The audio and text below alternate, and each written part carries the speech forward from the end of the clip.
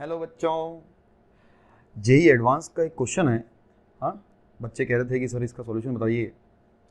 A uniformly charged solid sphere, so it is a non conducting sphere of radius r has potential v nought measured with respect to infinity. Now this is not a new thing, क्योंकि infinity पर potential हमेशा ही zero मानते ही हैं। On its surface for this sphere the equipotential surfaces with potentials 3v not by 2, 5v not by 4, 3v not by 4 and v not by 4 have radii different respectively। तो हमसे पूछा गया है R1, R2 और R3 और R4 के बारे में कुछ रिलेशन। ओके, तो अब समझिएगा कि क्वेश्चन को करने के लिए हमें सबसे पहली चीज की क्या जरूरत है। सबसे पहली चीज क्या चाहिए? वो चाहिए हमें किसी भी सॉलिड स्फीयर के अंदर और बाहर पोटेंशियल के फॉर्मूले। V inside a solid sphere is given by rho upon 6 epsilon 0 multiplied by 3 radius square minus small r square, where small r is the distance of that point with respect to center. Similarly, आपको कौन सा ज्ञान चाहिए इस question करने के लिए कि किसी भी सॉलिड स्फीयर के लिए बाहर के किसी भी पॉइंट पर पोटेंशियल का फॉर्मूला, ये फॉर्मूला आपको याद होने चाहिए, K into Q total divided by small r, where small r is the distance from the center of the sphere. Okay? अब इस क्वेश्चन में इसने क्या रखा है कि पोटेंशियल जो है वो सरफेस पर V नॉट है। आइए निकालते हैं सरफेस पर पोटेंशियल क्या आएगा। सर इस फॉर्मूले से निकालें या इस फॉर्मूले से निकालें?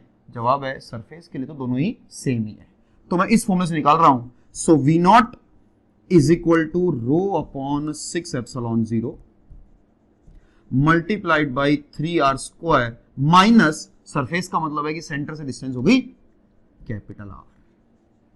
यहां से आपके पास में V नॉट और रो के बीच में एक रिलेशन आ जाएगा, which will be something like this will be 2r square, so 2 से ही कटेगा, 3 epsilon 0 V nought is equal to rho r square.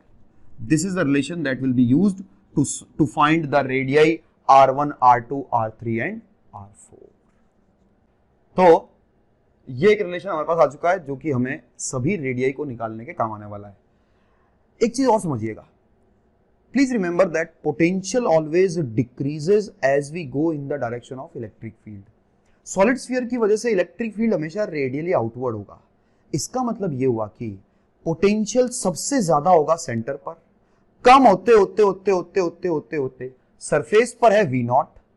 इसका मतलब यह हुआ कि जिन पॉइंट्स का potential 3v not by 2 and 5v not by 4 यानी कि मोर देन V नॉट है, वो पॉइंट्स स्फीयर के अंदर हैं, और जिन पॉइंट का potential 3v not by 4 and V not by 4 है, वो पॉइंट्स इस सॉलिड स्फीयर के बाहर हैं।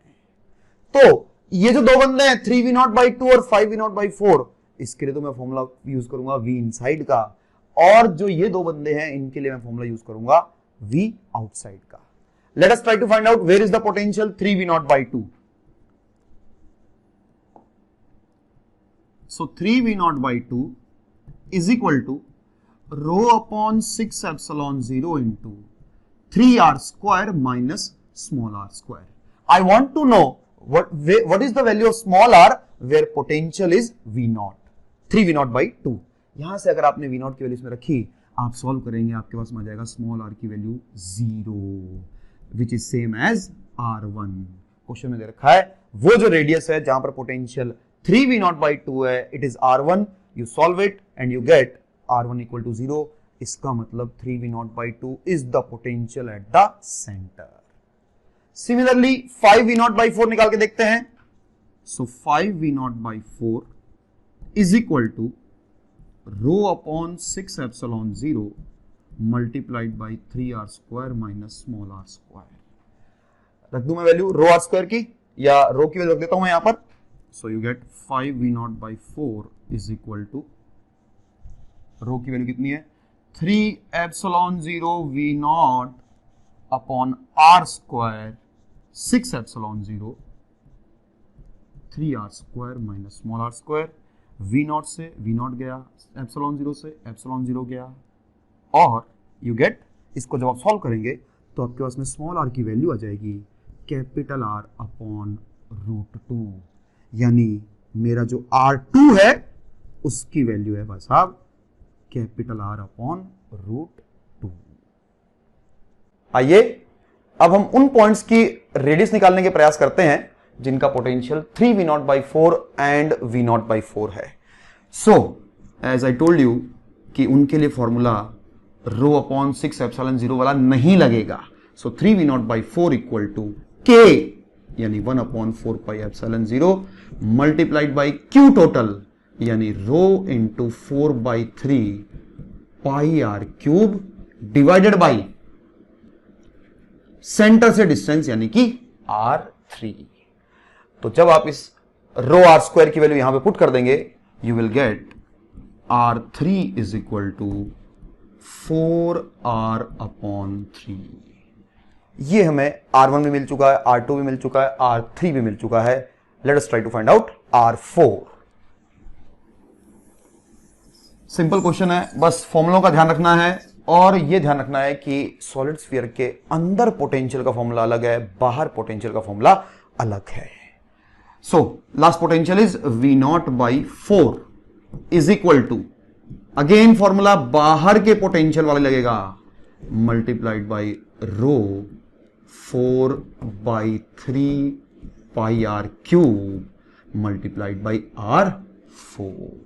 ओके, सॉल्व करते हैं। v0 की जगह पर अगर मैं रख दूं ρr² upon 3ε0 multiplied by 4 is equal to 1/4πε0 rho 4πr³ upon 3r4।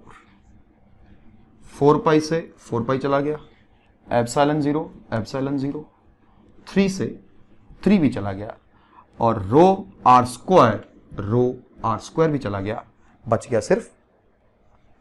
So you get r4 is equal to 4r। अब मेरे पास चारों रेडी आ चुकी हैं। ऑप्शंस को आप इजीली चेक कर सकते हैं। r1 equal to 0, r1 non zero, तो b तो पहले ही गलत हो गया और r4 आ चुका है मेरे पास, देखिएगा r4 की वैल्यू 4r आ चुकी है। सो it is greater than 2r, yes ये भी सही हो गया। और r2 minus r1 is greater than r4 minus r3, value हम निकाल करके इसे देख सकते हैं। Thank you.